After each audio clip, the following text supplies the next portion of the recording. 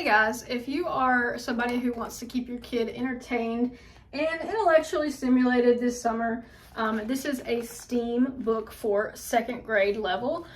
So this particular unit, Unit 6, is about the life cycle of a frog. And it's not just talking about that, it's actually giving them outdoor activities, things that they can do. So it kind of talks about what do frogs do, the life cycle, how they start out as a tadpole, and then it gives some images of frogs doing different things. And then it asks, why do you think there are no frogs in Antarctica? And so like you've already gotten the context that they need a certain temperature, they need certain habitat. And then on this page, it asks them to draw out each stage. And then on this page, next page, it says there's something special about frogs. They are used in many types of art. There are famous frog characters in books, fairy tales, movies, and shows. Can you name any? Make your own frog character. Write details about your frog character, and then draw and color your frog character. So I kind of feel like it gets them in a mindset of interacting with the lesson instead of just being bored and answering questions. And then it talks about some different types of frogs and then the challenge. Frogs can be helpful to have in your garden. They eat insects that like to eat plants. Create a model of a frog habitat for a garden or yard.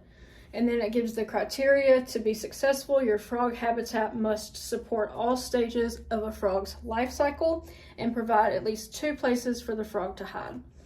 You may use only the materials provided to you. Ask your teacher how much time you have. So in this case, teacher being maybe the parent, maybe it is the teacher. And then it kind of goes on to do a few more things, but I wanted to give you that example because I feel like it's one thing to talk about something, but another thing to actually physically become involved in learning about it. And then it asks them to compare their design to compare your design to what you built. How are they different? So like, what did you start out with as your goal and what did you end up with? It says, does your habitat have a place for eggs to float or attach? Does your habitat have a place for tadpoles to swim? Will the frogs be able to get out of the water and sit? So you're actually doing a lot of critical thinking with this particular lesson. It incorporates a lot of different parts. Especially like design, planning, project management. Those are all things that are in this lesson. Even though it's simple, the stakes are low, right? It's just for a frog, but it's like you're learning those skills. And this one says to think about your frog habitat and answer the question, what do you think the frogs would like best about your habitat? And then plan your new frog habitat. So if they were to redesign it, how would they do it better?